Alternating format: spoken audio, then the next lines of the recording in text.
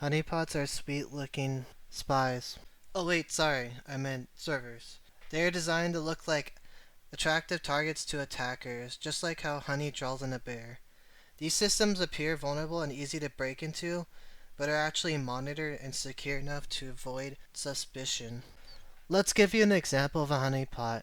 Imagine a web server designed to look like a real live web server, filled with bogus data that has no actual business value. Now I ask, why do we use honeypots?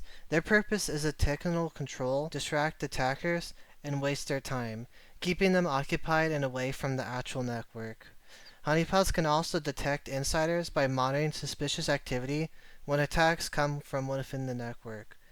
But perhaps one of the most important aspects of honeypots is the intelligent gathering.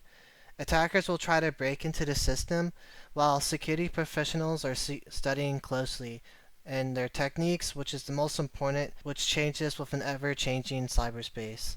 In some certain cases, we can even discover zero-day exploits, as sophisticated attackers use them to exploit unknown vulnerabilities. And if you found this video helpful, don't forget to like and subscribe to support my videos. In the next video, we will be covering honey nets.